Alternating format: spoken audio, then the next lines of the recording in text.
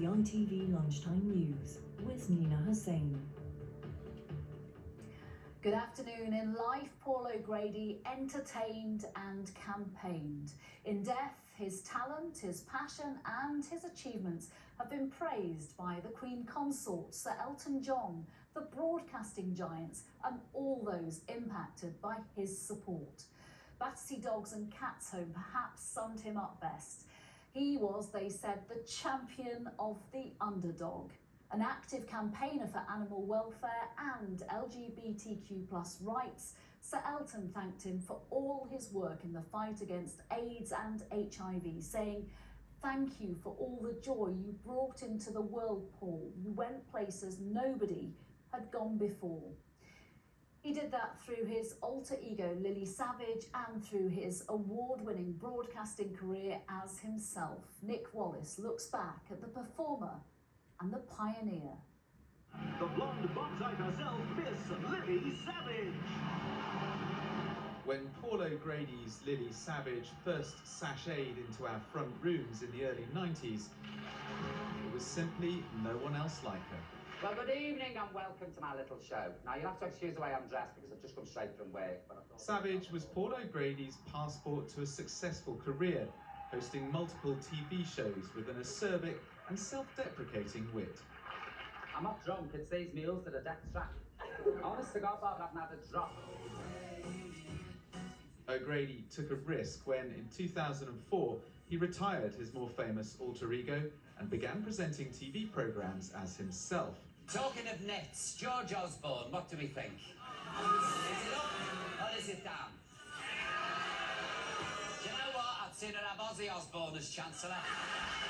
The British public responded to his warmth and he became more popular than ever. It feels very odd to talk about Paul in the past tense because he was such a force of nature and actually always, I mean, I'm talking about him now and I'm smiling and I think that really says it all. A couple of times when I was on his show, it was just like being in his house. You know, it was just like having a conversation.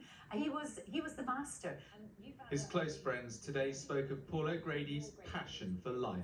He was a fighter. And he was a fighter. He never judged the weak. He never judged the vulnerable. He never judged the misunderstood. He would be there like a lion for them because back in the day, he'd been a social worker. He'd rescued babies and children from domestic abuse. He'd done it. He'd lived all that. O'Grady learned his performing skills in London's gay clubs. He was famously hosting a night at the Vauxhall Tavern in 1987 when the police raided. O'Grady continued to champion gay rights and the community which made him. Times have changed, but also you think 4 hours away on a plane in Chechnya, you know, gay men and women are being tortured and murdered. So we need to keep the profile up and we need to be visible and we need to be very vocal. Today, Sir Elton John called O'Grady a brilliant entertainer and supporter, adding, "Thank you for all the joy you brought to the world. We will miss you very much." O'Grady's empathy for animals found new audiences in later life, particularly his work with the Battersea Dogs and Cats Home on ITV's For the Love of Dogs series. No, don't be looking at that. That's not on the menu. Leatherette is not a good diet for a beautiful dog like you. This is it now. She can't resist. Oh no. This work also brought him into contact with royalty. There are a lot of people out there like you and I who love taking in Yeah. dogs who you know would homes. Exactly. Exactly. The joy that you get out of them. Today, Camilla, Queen Consort, paid tribute to O'Grady's warm heart and infectious humour, saying he lit up the lives of so many. Paul O'Grady is survived by his husband, Andre, who says he will be greatly missed by his loved ones, friends, family, animals, and all those who enjoyed his humour, wit, and compassion. I'm joined now by a friend of Paul O'Grady's, broadcaster Pete Price in Liverpool. First of all, our condolences, Pete. When we think about Paul O'Grady, how do we begin to quantify his impact? So many people have said today he simply changed their lives by bringing Lily Savage to a mainstream audience and his campaigning for LGBTQ+ rights, on AIDS, on HIV. How do we begin? We've lost a great star, and the shock is horrendous. People on Merseyside are in disbelief over it. But Paul O'Grady, when he created Lily Savage, it was his family, it was the people he met when he was a social worker.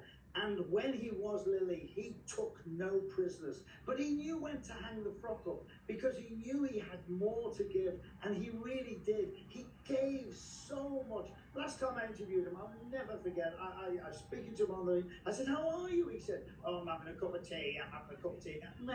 I went, "Pardon?" He said, "I'm just having a meh." I went, "Paul, what are you doing?" He said, "Oh, I've got a baby lamb here, needs feeding. It's in bed with me."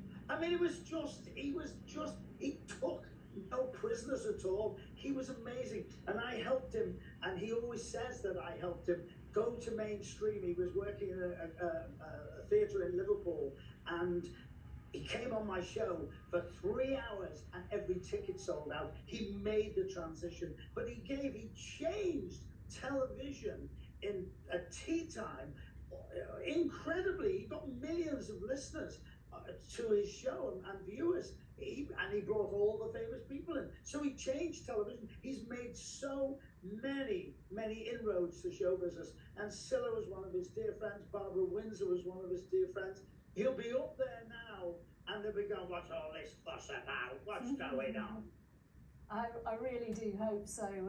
Look, in the Commons today, this lunchtime, the Deputy Leader of the Labour Party, Angela Rayner, described him as a true Northern star. What's the one thing you'll remember about him? Oh, so many stories that I can't tell you because he was one of life's characters. But I would remember he sends me flowers every Christmas. I get flowers. They were getting smaller this year. I rang him up and said, "Not as much money spent," and I got the abuse. I will miss him when he makes the entrance. I was looking forward to seeing him at the Empire Theatre in Annie as Miss Hannigan. He was the most evil Miss Hannigan you've ever seen in your life, and they loved him. He will be sorely missed. He's our last great star.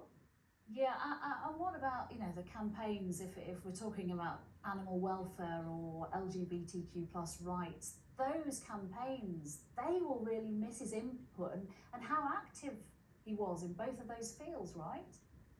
He was indeed, because he was my generation. I'm older than him, but we were in the years when homosexuality was illegal. So we've been in the forefront of campaigning all the time. And his love for animals, I think he loved animals more than human beings, and he did so much. I remember one Christmas, he said, "I'm not doing Panto again, I'm leaving the Panto, I'm fed up with it." And I rang him up and I said, "What are you doing now?" He said, "I'm digging me sheep out and I'm missing Panto." Pete Price, a very difficult day for so very many people, but it is good to have an opportunity to look back on everything that Paul O'Grady achieved. Thank you very much for joining us this lunchtime. Thank you.